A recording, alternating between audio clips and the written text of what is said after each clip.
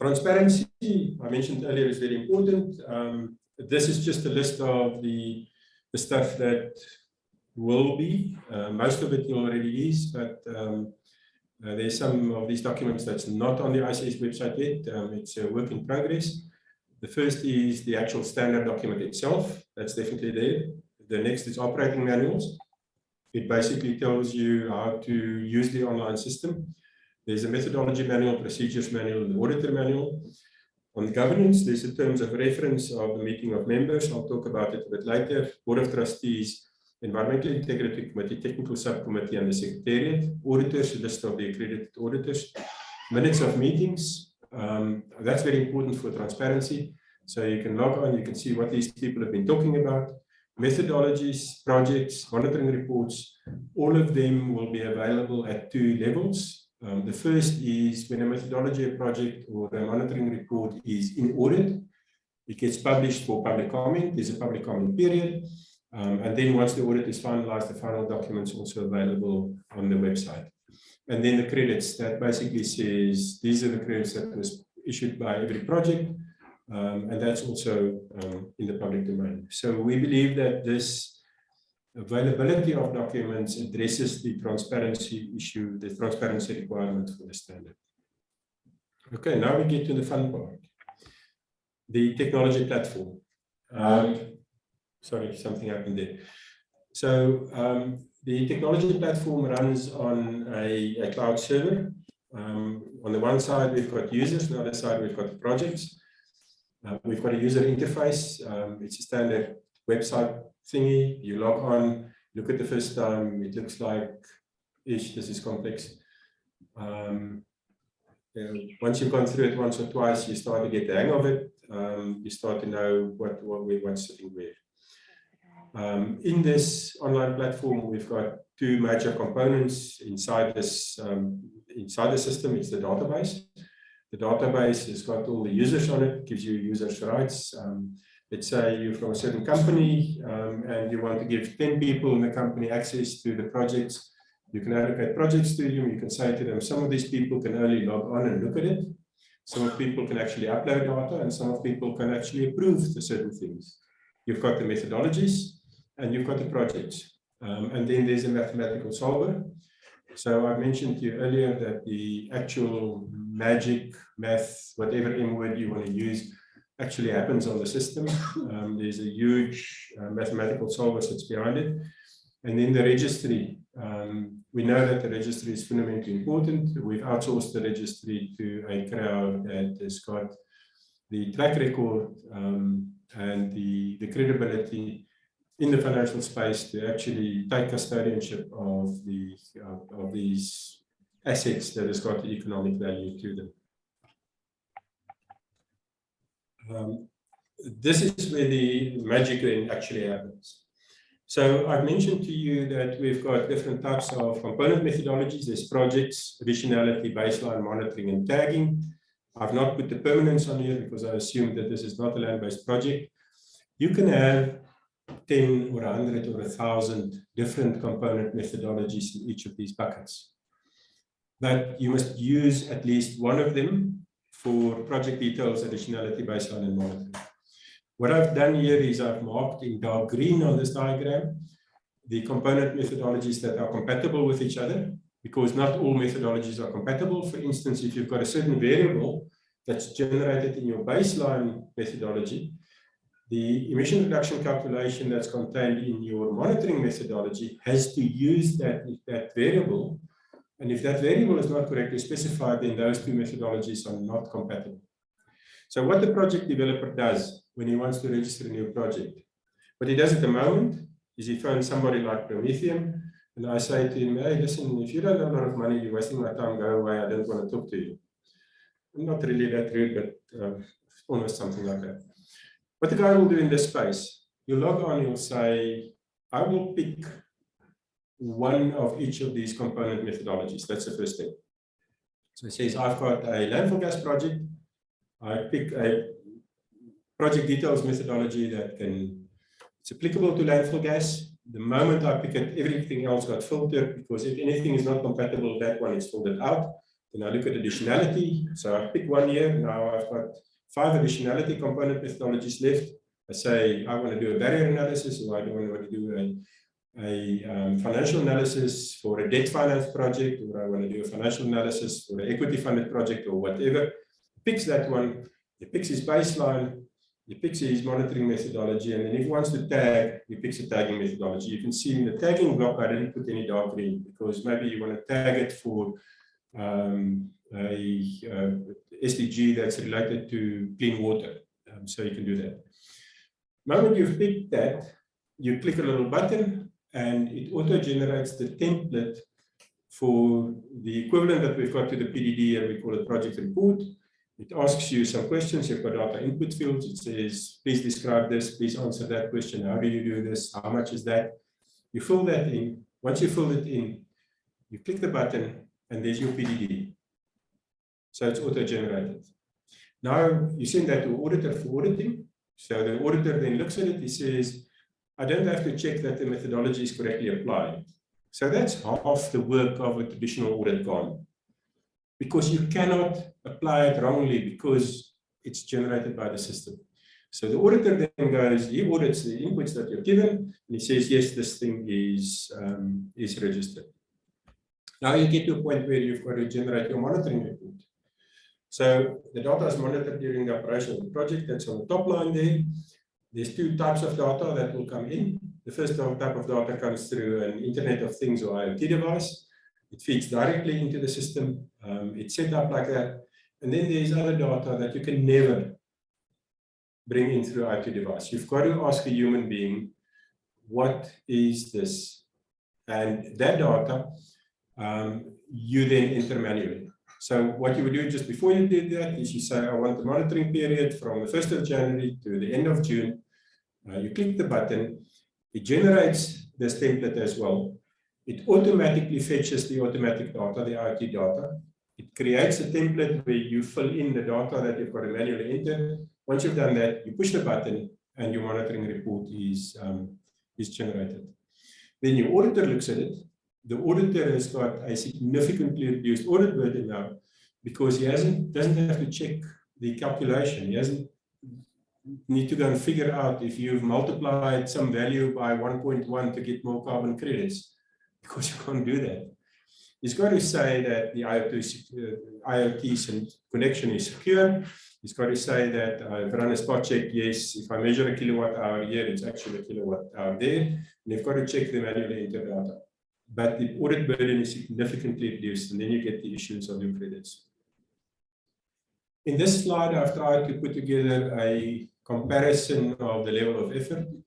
Some of you will have seen this before. I randomly selected a level of 10 as the most difficult thing. And what I've done there is I said, the most difficult thing in any carbon project is to write the initial PDD. So let's call that a level of 10. And let us also say that the auditing burden there is also a level of 10. So the orange bars there is the CDM. The green bars are for the ICS. But you must remember that this is early days. This is still theoretical. We've got to live through it. We've got to implement it. We've got to see it to be practical. But this is what we believe, what we can achieve at this stage. So what I've done there, I said for methodology development, I gave it 1 out of 10 for a number of reasons. First of all, in the CDM, once you've written it, you can use it for forever. ICS is the same. In the ICS, we've actually got a system where the person who develops the methodology, because all the methodologies are open source, anybody can use it. The methodology owner can actually earn a royalty on the methodologies. That creates an economic incentive for them to do that.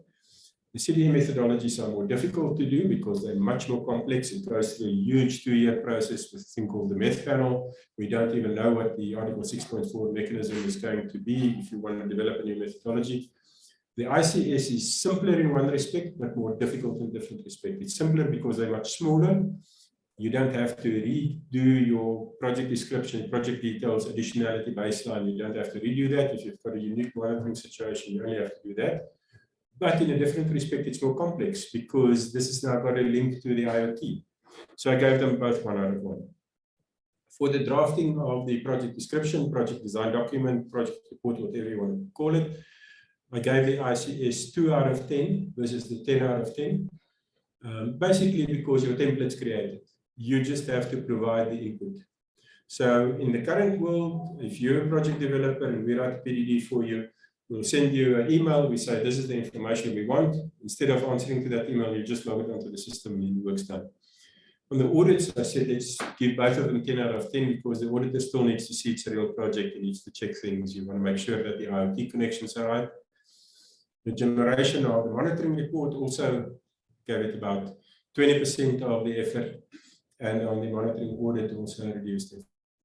So overall, if you consider that you register a project once and then you've got a crediting period of once over 10 years or a legal crediting period that can run much longer, I still believe that we can achieve this goal of reducing the cost of issuing carbon back.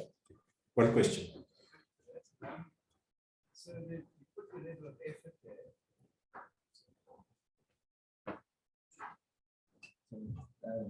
Just do us a favor and introduce yourself. Craig Williamson from Bastion Advisory. We just looking at the level of effort, that's obviously fantastic reduction, but you did mention at the beginning the reduction in cost. I mean, how, if you do a green bar and a red bar on the cost of developing and managing the project, how would the ICS compare to you? So that's the part that I didn't read. I've got to put on my glasses for this. Right at the top there, I said the reduction level of effort translates into reduction of both time and cost. Oh, sorry. The question is level of effort, how does it translate into cost? And the question was asked by what we would generally call a financial dude. Is that accurate description? Okay. Cool. So the question is, yeah, does the level of effort translate into cost? And I think yes. Because at the end of the day, I mean, we've been running a carbon consulting firm for 20 years, and we charge per hour. So if you spend less hours, you charge less cost. So we do believe that that level of effort reduction will translate both into time and into cost. You may find unscrupulous guys out there that spends less hours and charge you full amount, and I think the market will sort it out. But in theory, yes, it reduces.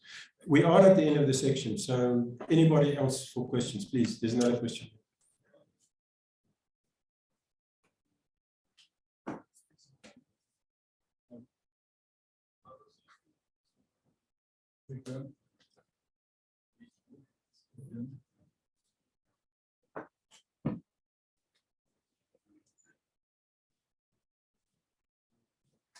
From Bora Sport. So I was with the addition of tech,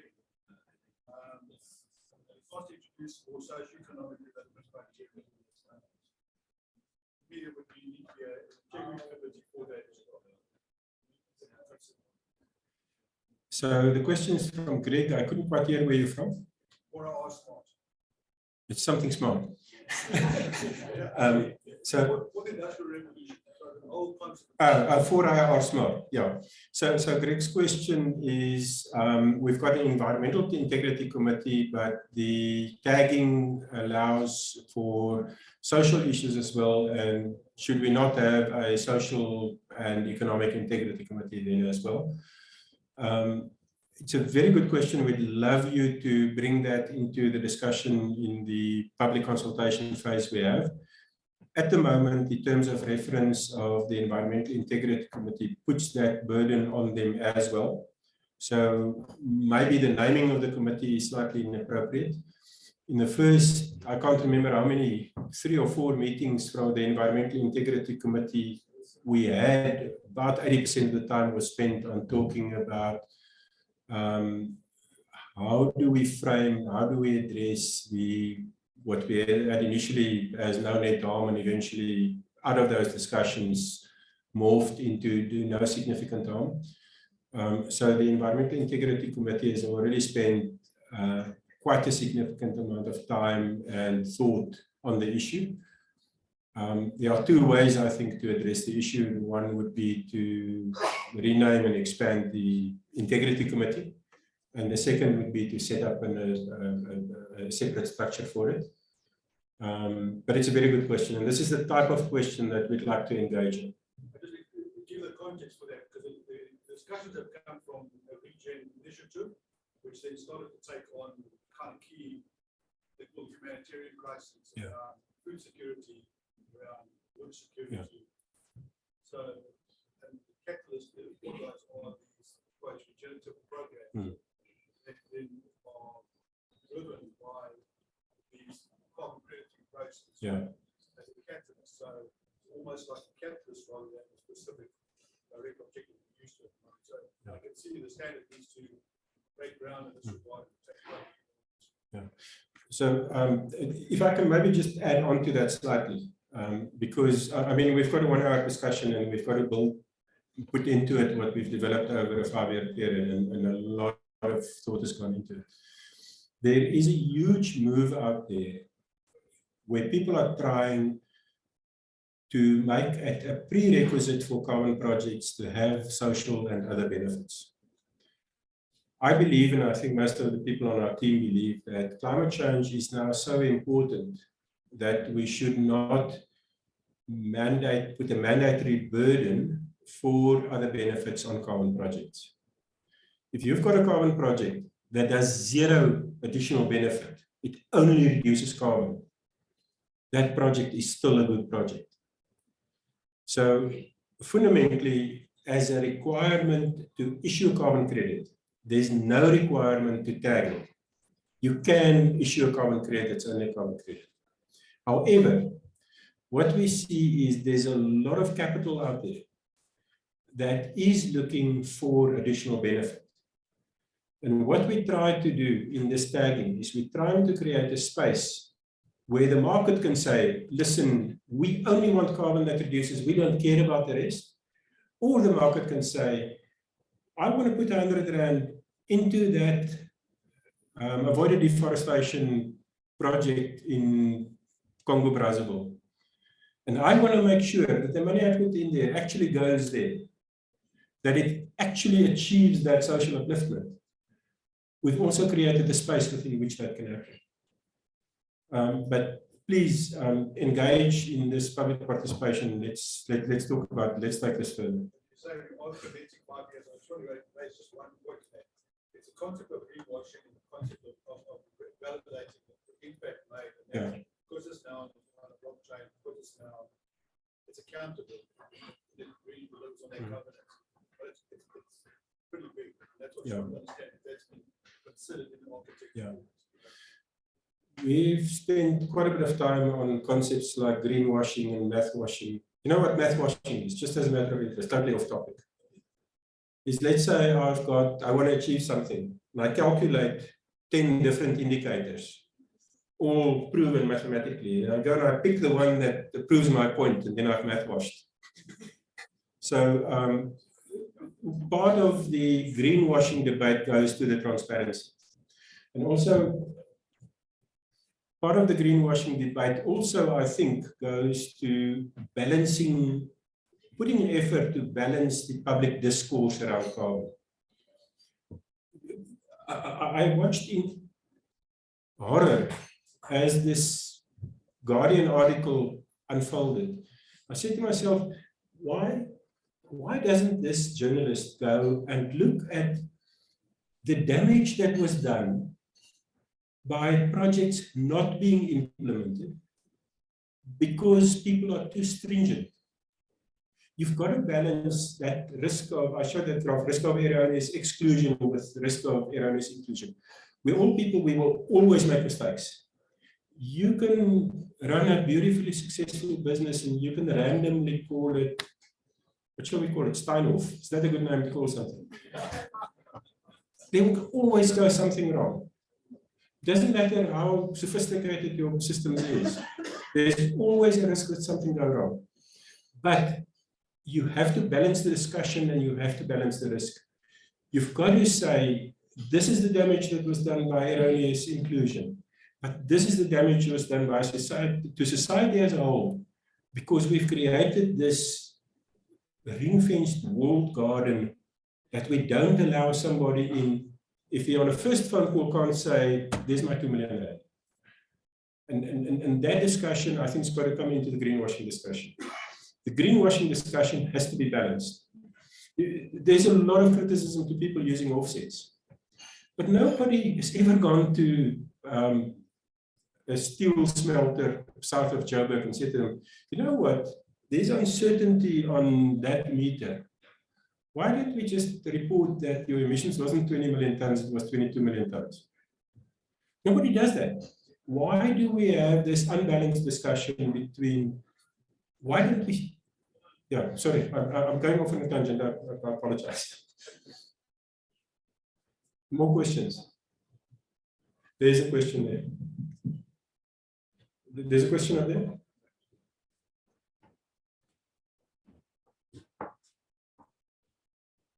Thank you. Stratford from Serengeti Energy, also a financial view. So, just you mentioned that the ICS is being set up to address double counting, which leads you to believe it's not currently being addressed appropriately under CDM existing standards. So just can you maybe unpack how you plan to address the double counting problem, and what impact does it have on new energy projects in the specific PPA contracting regime, specific wording that you might have used to exclude environmental attributes, etc.? Cool. Yeah, it's a very, very topical discussion. For those of you active in the renewable energy space, you'll know that there's a huge issue at the moment with the ownership of the environmental attribute. There's a lot of work happening at the moment inside ESCOM, inside the DRE, inside the IPP office on the space. And we've also been involved in the discussion. And you're actually sitting right across the road from the REX guy that can also talk to you about that. But fundamentally, we believe that the environmental attribute of renewable energy can be expressed in three ways, but only one of the three. Electricity can be sold as zero emission electricity. In that case, you cannot get a carbon credit or renewable energy certificate for it, because in the same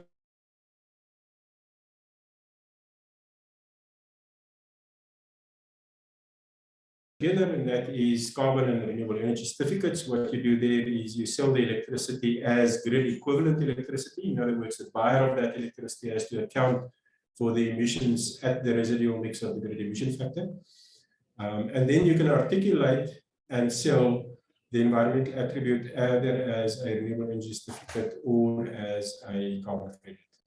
Traditionally, there has been double counting. We know of projects that registered a CDM project, then registered REX, sold the CRs, sold the REX, and still the energy out of that went into the ESCOM grid emission calculation as being renewable and therefore zero emission. So in some cases, the environmental benefit has been triple accounted. We address it on two places in the standard. The first is in the standard itself. It says that you cannot get carbon if you have articulated and sold this in any other way, either as clean electricity or as a renewable energy certificate or a similar guarantee of origin. The second place where we address it is every project owner has to sign a declaration at project registration and at every issuance. That is a sworn affidavit that's done in front of a commissioner of oaths. And one of the statements he makes in that statement is that he did not articulate or sell the environmental attribute in any other way. In other words, there's no double counting.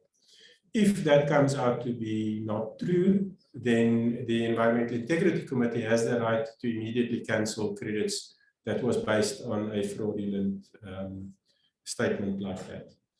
That's on an issuance level, and on the registry level, every single carbon credit's got a unique serial number, and they're all addressed and traceable within the registry structure.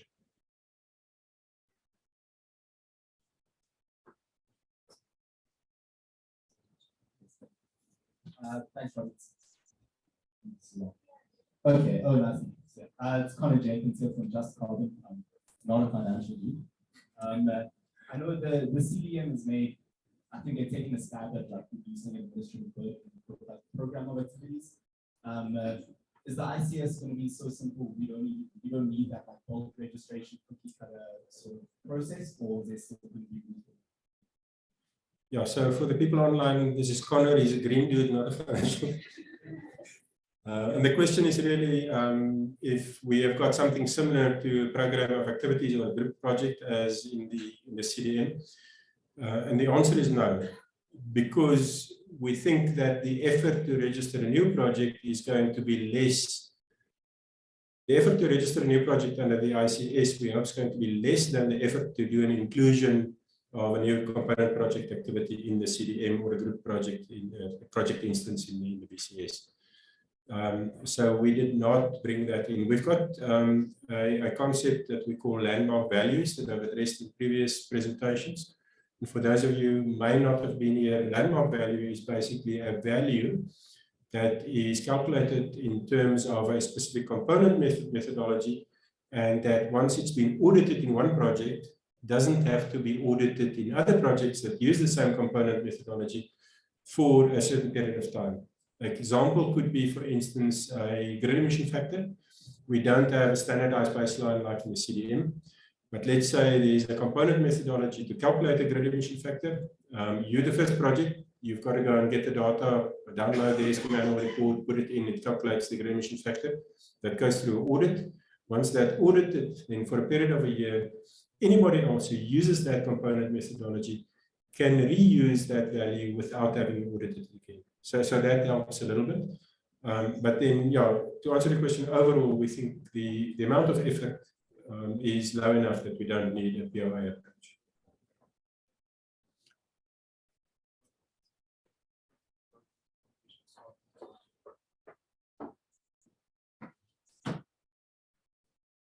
Thank you very much, Gina Downtown Espen.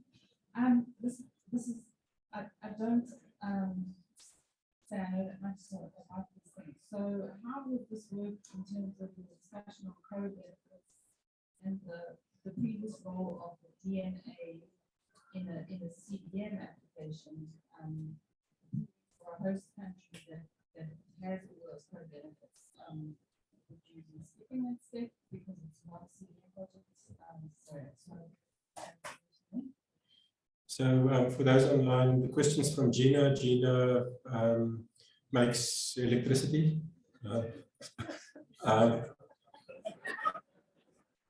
Sorry, Gina.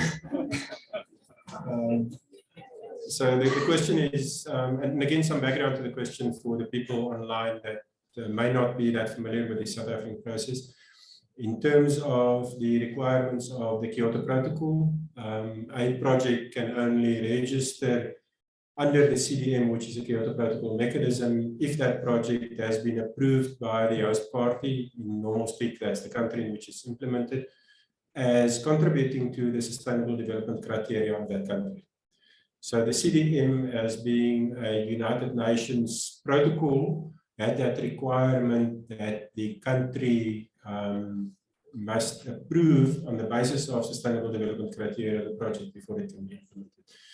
Gina, the answer is that we are targeting, initially when we started the development, we targeted the South African system. And again, background for those who don't know the South African system, the Carbon Tax Act says that in order to supply carbon offset into the tax system, the offset must be generated by what it calls an approved standard. And it said the approved standards at the time was the CDM BCS gold standard. And then it says, or any other standard that the government or the minister may approve. So we actually started development on the basis of asking South African government approval. At the moment, or about a year, 2 years ago, when the core carbon principles were launched, we realized that there may be a wider application. So we're actually launching it at the moment for both the voluntary market and the national market. The answer to your question is that the onus of including the project in the South African carbon tax system would then be dependent on two things. The first is on a program level, that the ICS does get approval by the South African government in terms of the draft framework that's currently in for signature. And secondly, on a project level, in terms of the South African system, that the project then gets very similar to any VCS gold standard project at the moment, an extended letter of approval. That may differ in different jurisdictions, but we don't attempt to address that on an architectural level in the standard itself, apart from allowing for component methodologies that does prove those things to be developed. I hope it answers your question. There was a question earlier, and there's some questions at the back. Yeah, somebody is watching time. So I've still got about another 5 or 6 slides. So let's take 1, 2 more questions maximum, and then move on and finish the presentation.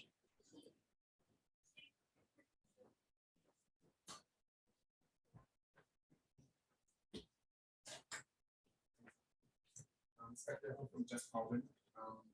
My question relates to like the risk of actually issuing. Sorry, can you just make sure the microphone's actually, or speak louder? Oh, sorry, can you hear me? Yeah. So my question relates to the risk of issuing like erroneous credits. So what is ICS doing to protect from that? So risk of issuing which credit? Erroneous like Yeah. credits. Yeah, because obviously that would impact the perceived ability of the credits on the entire platform, especially for related to like projects. Is there a plan there, or is that something that's related to the project owner? So that kind of fights, to say that projects like credible. So the question is, how do we prevent and then take action in the event of erroneously issued credits? And again, some background for people is that in the CDM, for instance, if an auditor has audited a credit that wasn't supposed to be issued, then that auditor has to go and buy that credit in the market and cancel it. So that's a huge burden on the auditors in the CDM. We do not have a provision for that. We think that that goes towards the balance, the requirements between emissions and offsets. We do provide for the cancellation of the registration of projects and issued credits if it becomes clear that the credits have been fraudulently issued. So we do address the issue of fraud, but we do not provide for, we don't have a system like the CDM where you would require an auditor to go and buy the credits in the market and then retire. We think that this is one of the areas where we have to take a stance to balance the requirements between auditing of emissions and the auditing of offsets. Okay, shall I move on quickly? Let me see how quickly I can run through, and then we'll, because otherwise we're going to run out of time. The title of the section is Way Forward, but you can't look forward if you don't know where you come from. So just a couple of slides, 2 slides, I think, on where we actually come from. Is up to today. This program has been run in cooperation between Food and Trees, you met Chris a bit earlier, and Prometheum.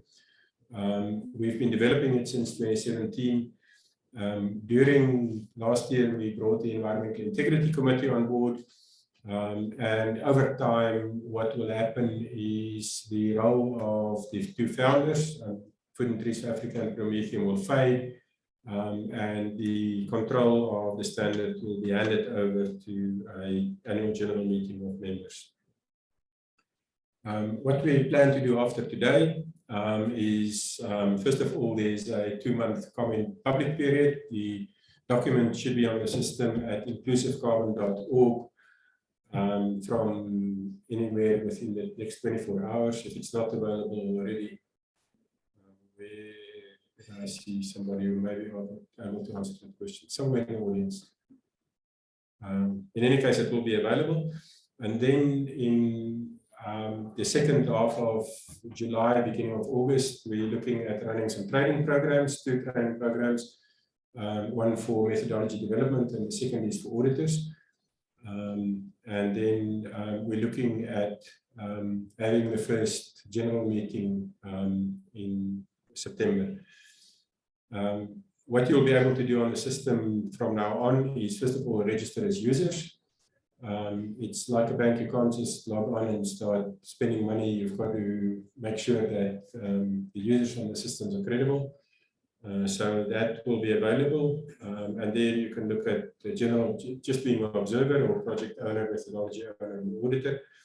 And then you will be able to, from today on, although you may not know how to do it, start looking at the development of methodologies. 4 methodologies that are available. We've got a couple in process, but as we stand here today, there is not a single approved methodology on the system yet. There's a couple in the process of approval. The moment that goes through that process, you'll start able to start uploading projects, starting the project development process. And that's where the whole thing will then start and run on. Just some notes. Most of the other things I've described in the first couple of meetings. This goes into slightly more detail than what we had before, but it's just, I think, important for the governance and the transparency of the governance. The idea is over time, over the next 4 or 5 years, to hand over the control of this whole program from the founders. We've got a way to phase it in. To make sure that we just don't drop the ball and somebody else picks it up and run in different directions. So there's a phased approach. Over the next 3-4 years, the founders will gradually step back and we will hand it over.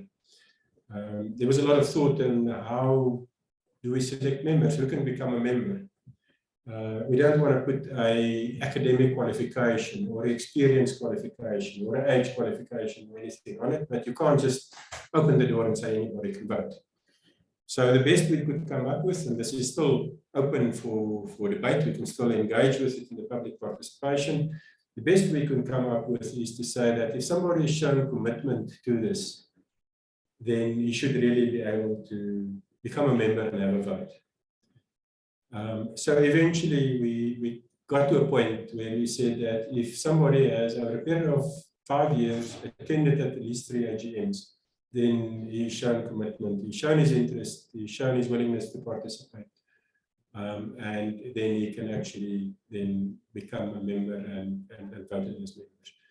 So I specifically want to mention here, the community, when we discussed this, the presentation earlier this week, I said to Chris, we've got to build this community, and Chris asked who's the community, and then he answered his own question. He said, everybody that's here today, and everybody that's on the call, and everybody that attended one of the previous 3 workshops, you are the community.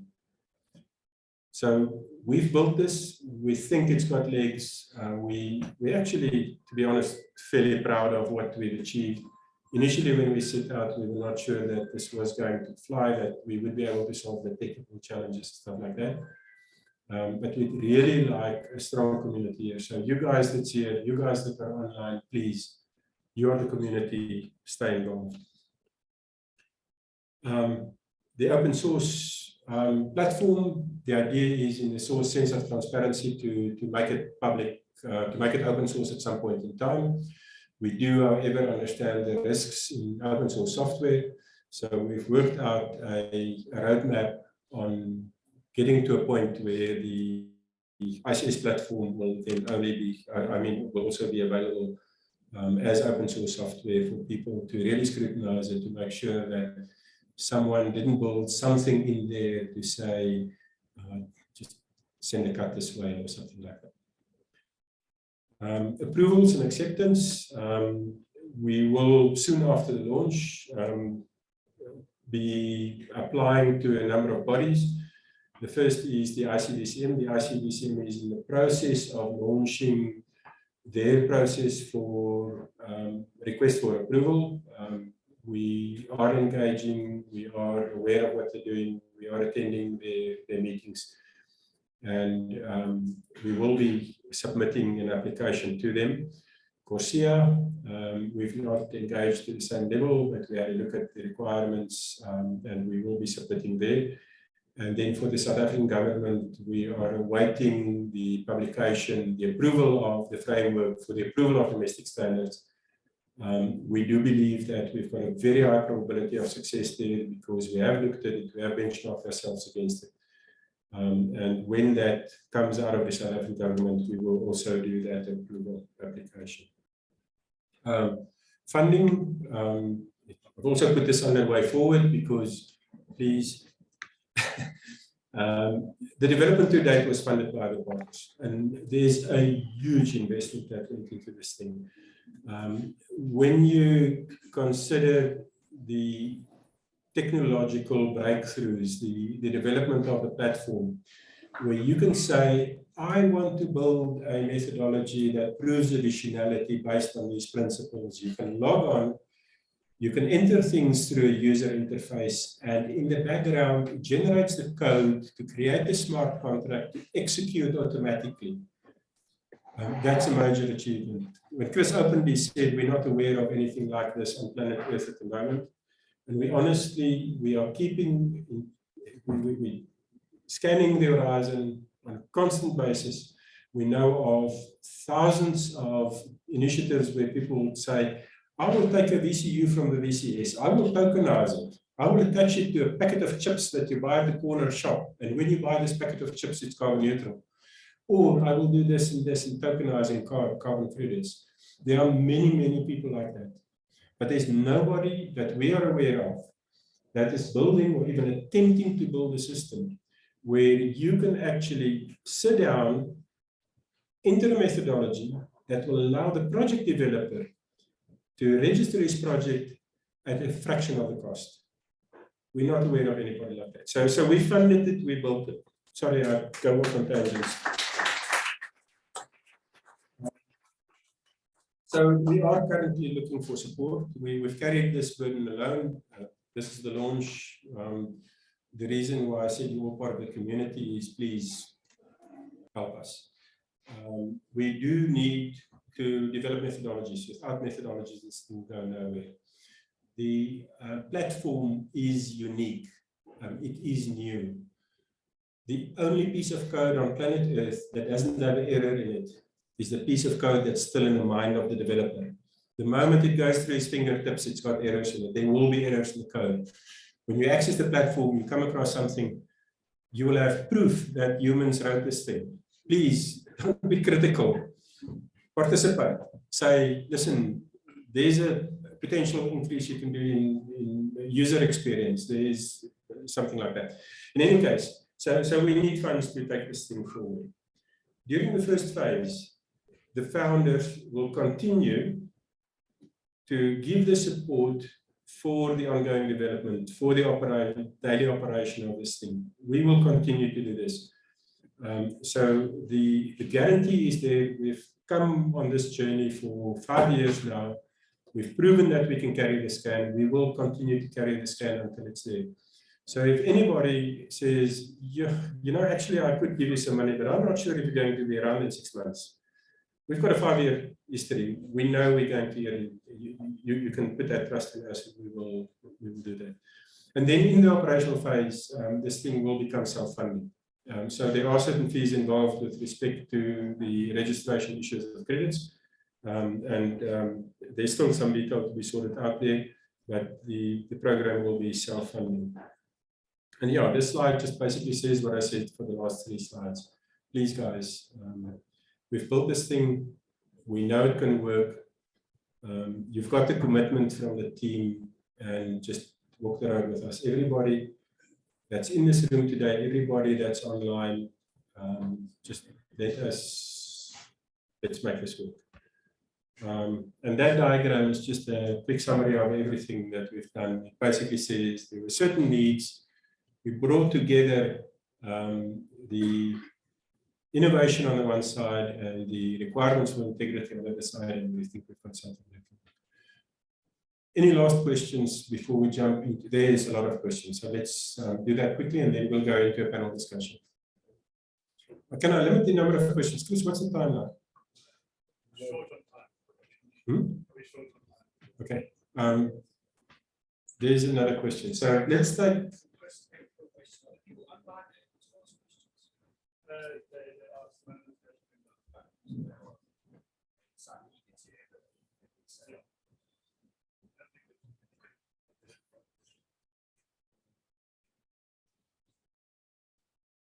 Peter Oppenheim, financial consultant.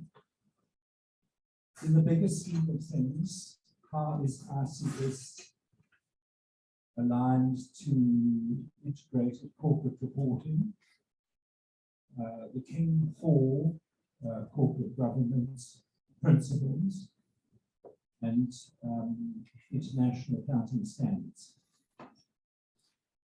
So, sorry, I missed your name, but your surname is Oppenheim. Peter Oppenheim. Financial dude. no, he's got it down. I can't call him a dude. So the question is, how does the ICS integrate with corporate reporting, ranging from integrated reporting, starting with King and going through to international accounting standards? Yeah. So I would answer that question by saying not really any of the above, but more aligned with the recommendations of the TCFD, the Task Force for Climate-Related Financial Disclosure, in the sense that what you would do if a company, let's say for instance, sets a net zero target, and the company wants to use offsets generated by the ICS as part of meeting the net zero commitment, then what that company would have to do is it would have to be able to stand up and say, this is the target that I've set, and these are the metrics that I've used to achieve that target. And that company would then report that as part of their suite of reports and in the IIR. Don't you think ICS would have or get more global clout if it liaises with these bodies? It is possible, but I think unlikely. And the reason why I say so is we have engaged with some of the largest producers and some of the largest buyers of carbon offsets in the market. Even though we're based here in the southern tip of Africa, we've got some very, very heavy emitters and some very large potential customers for offsets in the mining, metallurgical, and chemical sphere. So we've actually engaged with them. And we have not found in any of those engagements that the general alignment with corporate reporting was a feature in those discussions. So we would take the guidance from the market, and we haven't seen that as a demand. I still think it's worthwhile pursuing. Then let's engage. Yeah, let's engage.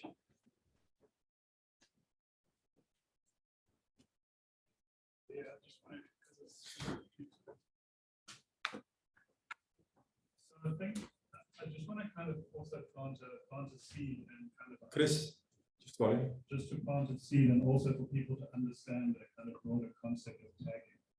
Tagging has a huge number of applications. It doesn't necessarily just talk about a woman-run project or a geographic area or something along those lines. If there is a financial standard, the International Banking Association, a project could potentially be tagged with that. If you have a certain reporting standard, you could bring out a tag theoretically that deals with that reporting standard. You can deal with various approvals. Food and Trees for Africa social standard, the most premium of all. You have to basically make sure that your body aligns to that tag, your project aligns to that tag. So the concept of tagging shouldn't be seen in a way of a simple demographic tag or simple geographic tag or something along those lines. There is a huge number of various reporting standards, of financial standards, repayment standards, that tagging, if that is something That is, if something is important to you, you can tag your project with that tag. And the application of that basically means that pretty much, I would say 80% of the questions in this room would be answered in relation to component methodology tagging. Thank you, Chris. Yes, some questions.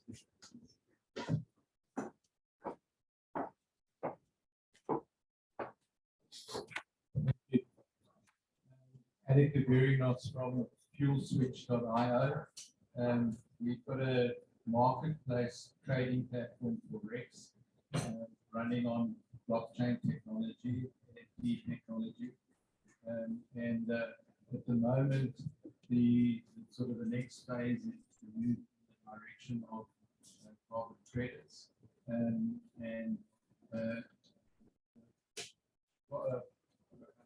The interest in collaborating and the ability to move credits that are generated on your standards to other standards and other markets around the world, and we look at that and how you're going to handle that.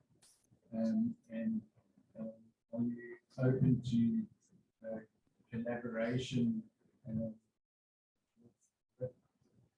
other projects outside of your own? To be clear, we don't register projects and generate projects. We purely have a marketplace. We buy and sell a marketplace and fully functional at the moment. Sorry, I missed your name. Alec. Yeah. Alec from fuelswitch.io asked the question whether we have considered and will collaborate with other players, like, for instance, fuelswitch.io. I'd like to answer the question slightly broader, because I think on the basis of a marketplace, we've got the people who we outsource the registry to in the room today. So I'll introduce you to them. They're sitting right over there. The white guy in the white jacket and the black jacket. Whatever happens with the credits after it's been issued into the registry account is really none of our concern. If you build a marketplace and you can buy an API, access the registry and trade it, happiness. So the conflict in our case would be that we're integrated and working with CIREX, registry, and we're working with software already. So that already exists. Yeah. Live stuff we didn't know about you earlier. But please, so if you want to create a marketplace that links to the registry and trades either direct credits or derivative or whatever, also talk to, where did I see Lisa? Talk to her.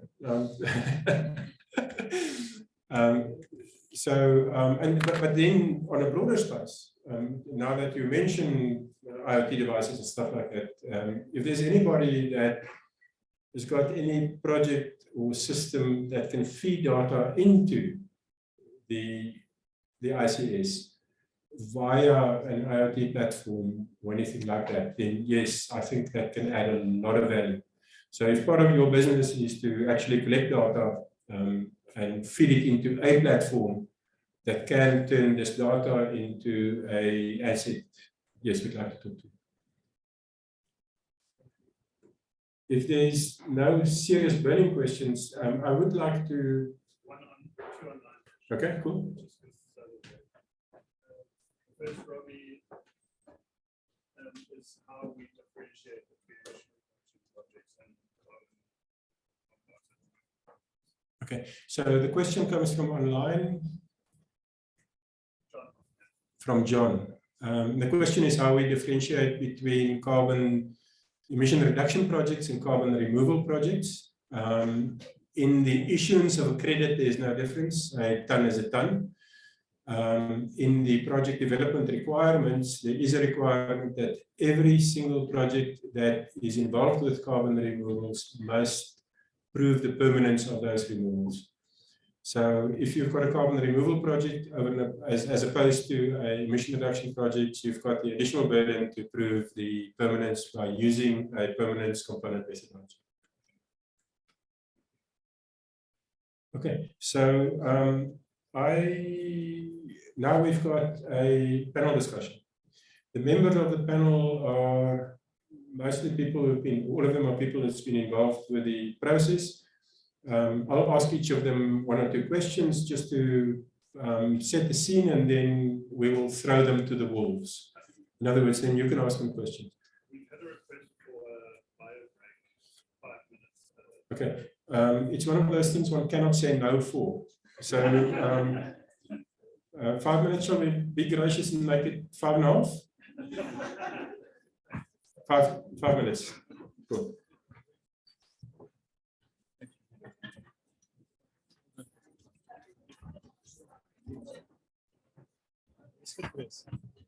Mag we een deel van de kosten voor afvallen?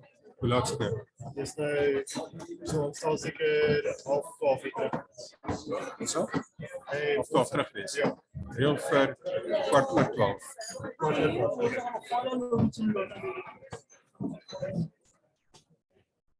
Well done, I'm very impressed. Haven't we met? No. That's right.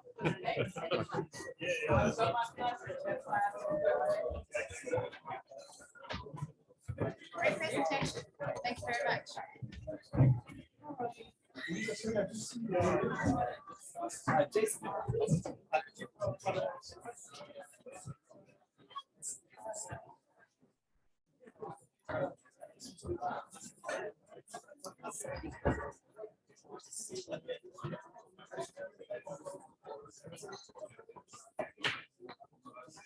Thank you.